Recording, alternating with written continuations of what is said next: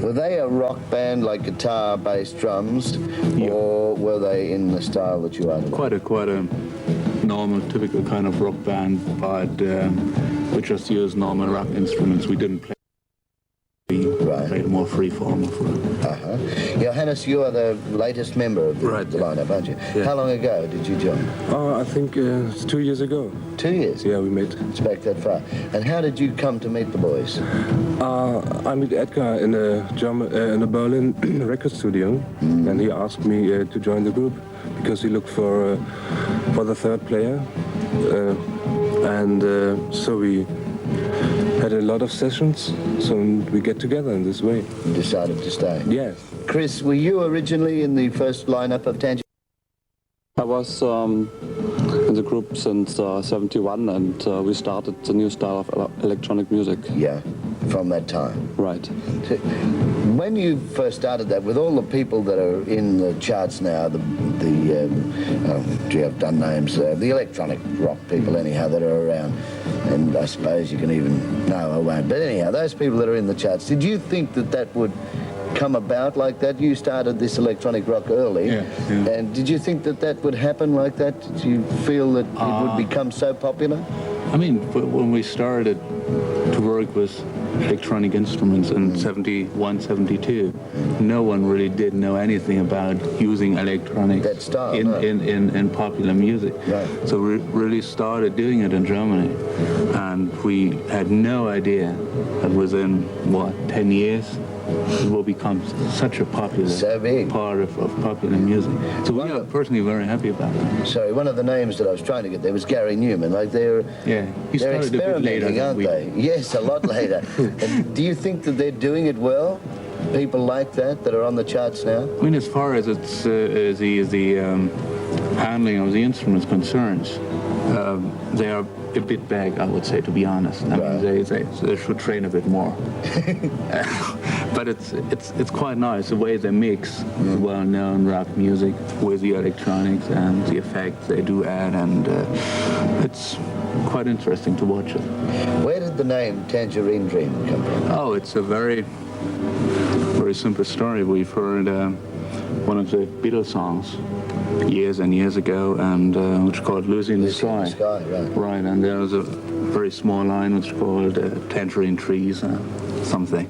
And we picked Tangerine up and added Dream, and so that's where the name comes from. There was a story, Chris, that you would have been with the group, I think. You played a cathedral somewhere, and apparently so many people turned up it upset the Catholic religion, and the Pope even made a statement that you couldn't play in cathedrals anymore or something. Can you tell us that full story?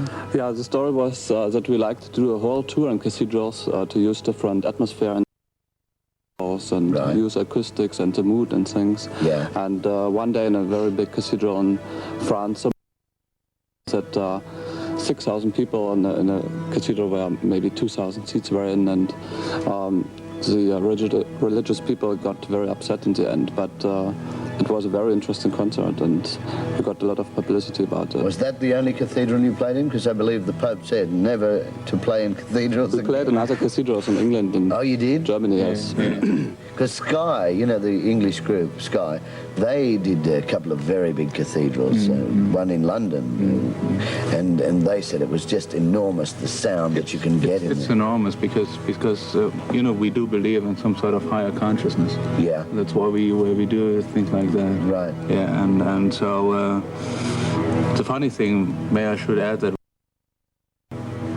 do a few unusual things in Australia as well, and we try to do it permanently. Right. Because we try to move to Australia. Yeah? Yeah, and build a studio here and live here. When would you like to do that? As soon as possible, but your government unfortunately did forbid it. Oh, they did not allow it, so we can't do it. Let's chat more about that and other things. Yeah. But there's a film clip here that was done at a concert, I believe, in December of last year. We'll have a look at the song first, then we'll talk about that as well, because we're not too sure exactly where it was shot. You can fill us in, all right? All right, we'll do. Tangerine Dream in concert here.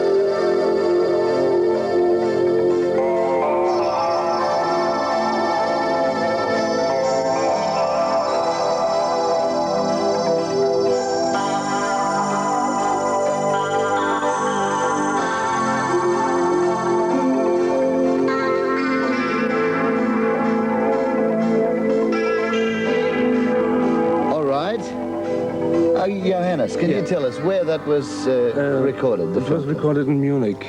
In Munich? Yeah. And was it a festival? No, it was not a festival. It was a TV show. Ah. Yeah. And so that song, it was called? Kiev Mission. Kiev Mission, yeah, I forgot it. Kiev Mission. Which means? Kiev is a city in Russia. Oh, so it's a Russian mission, a Russian city mission. Yes. Almost. Yeah. Sort of. I think I know what you mean. I think. Chris, you went east of the wall in Berlin and played a concert there. It was the first west of the wall band to do so, That's correct? true, yes. Mm-hmm. What was that like? How many people turned up? What were the ticket sales like? Those sort of things. I think you can have so many people as every hall holds. Yeah. We got about 8,000 people there, and people are really waiting for Western products and to know our music and to get records on the black market. Right. And they're really waiting, and we try to open a bit the relationship between the two countries, which hasn't happened before yet. How hard was it for you as a west of the wall band and citizens to get that permission to go? One thing should show you how hard it really is. It took us over about 1.5 years to get all the permits together to do so. And they were Yeah. what we are doing, our lifestyle, which way we act, how honest. So you see, we are not communists. Right.